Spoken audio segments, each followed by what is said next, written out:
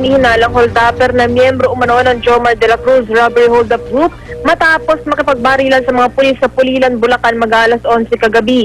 Ayon sa pulisya, hinold up ng grupo ang isang kainan di kalayuan sa katumakasakay ng motor. Ayon sa mga nagbabantay sa kainan, pasado alas 10 ng gabi, umorder at kumain sa kanilang tindahan ng 3 lalaki. Nang matapos, nagdeklara raw ang mga ito ng hold up sa katinutukan sila ng baril. Nang matangayang kanilang benta, mabilis daw na lumabas ang 3 sa kainan at sumakay sa kanilang motor. Sakto namang sinusurveillance na pala noon ng mga pulis ang grupo dahil sa serye ng mga holdapan sa Bulacan na silang itinuturong salarin.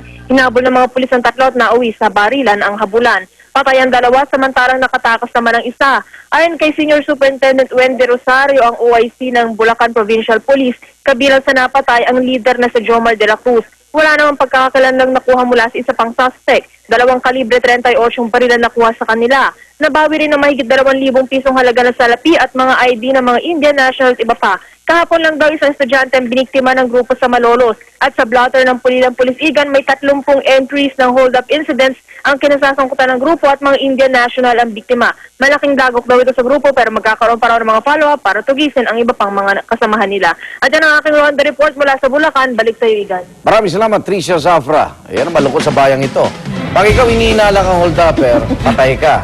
Pag aminado kang plunderer, soli mo rin kalahati, buhay ka. Kaya dapat ito mga hold-upper, soli nyo na lang yung kalahati. May plea bargain.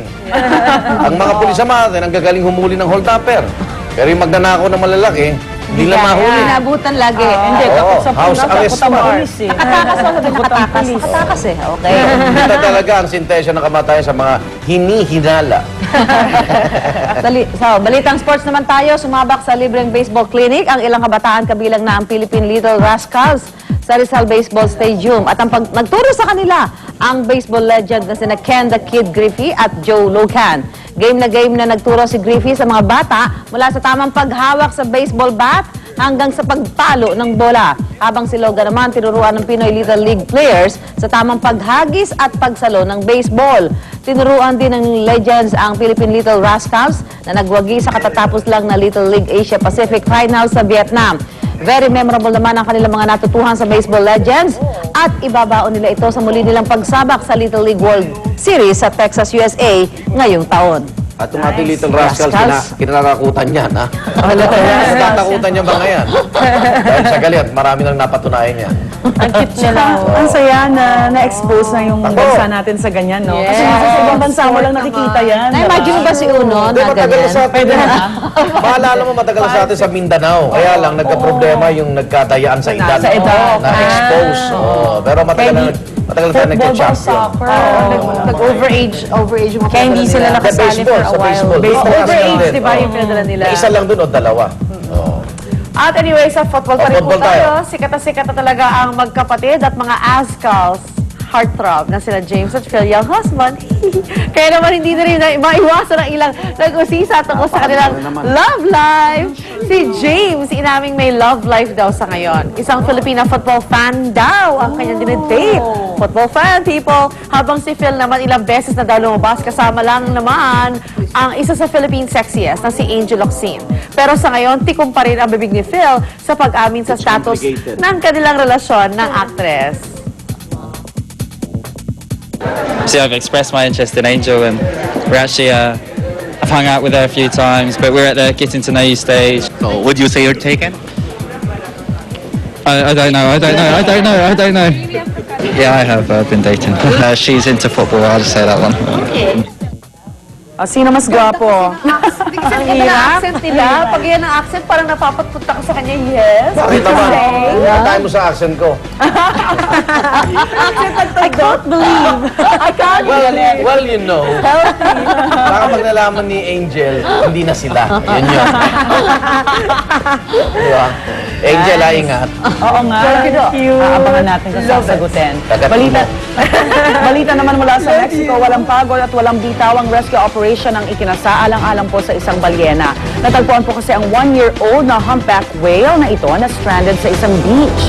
Nagaganan nito ng ilang oras ang kanyang flipper o palikpik, kaya nahihirapan siyang lumangoy. Nagkaroon din po siya ng mga sugat sa pagsadsad sa mga bato. Kaya naman ginabot na po siya, itong humpback whale, at tinurukan ng antibiotics at steroids bago maingat na tinalian at tinahila sa dagat. Todo alalay ang lahat ng mga nandoon hanggang makalayo ang balyena sa Pampang. May 100 tao ang tumulong sa 30 talampakang balyena. Yay! Success! Turuan din ng steroid siya. Grabe, ang laki, no? Yung lagay. lang yan? At yung bilis daw. Hindi mo naman talaga basta-basta mababalik yan sa Basta. ano eh. O, tsaka talagang pupunta na sila sa Pampang. Oo nga. Sunod. Lagyan yung kondom, hatakin nyo. Dahil dyan, high-tech na balita naman. Para po sa Facebook generation na gustong laging picture perfect ang profile photo, eto na po ang camera para sa inyo. Isa po itong digital camera na automatic na i-retouch ang mukha sa inyong picture. Ibig pong sabihin, kapag yung camera ito ang kumuha, automatic na walang dumi at oil ang inyong picture. Ang galing naman ito. At kung gusto niyo pa, pwedeng magmukha kayong may makeup na. Papabilang sa mga beauty retouch function ng camera ito ay pagpapaputi ng inyong mga ngipin for that perfect smile, pag-aalis ng dark circle sa mata at pag-alagay ng lipstick at eyeshadow. Pati nga pagpapalit sa mukha ninyo at pagpapalaki ng mata na uso sa Japan, pwedeng gawin ito. Pero ingat lang sa retouch kung ayaw nyo magmukhang ibang tao ang profile photo nyo. Ang laki ng mata niya. Kaya ayoko ng Facebook eh. Kasi may daya. Wala kayong picture na pangit. Siya na yan? Pero malaki talaga yung mata niya. Siya na yan? Tsaka ganyan talaga mga itsura nila. Otorado yung mga mata. Available ba dito yan?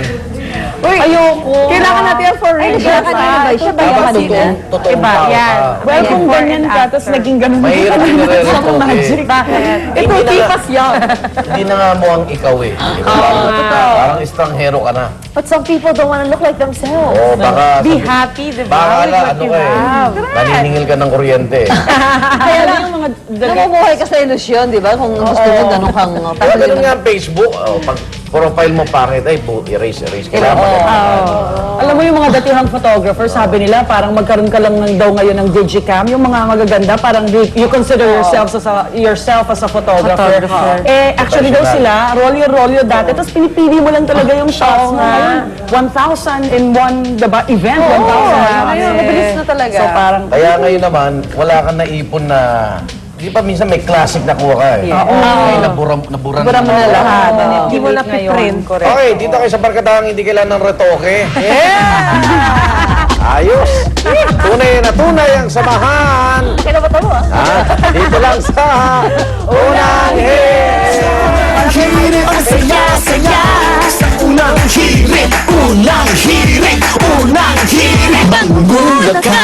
Unang hirit, unang ka. Iba na ngayon, panahon na ng suddenly. Okay lang lahat, suddenly magkakalagnat. Simpleng sipon lang, suddenly malala na.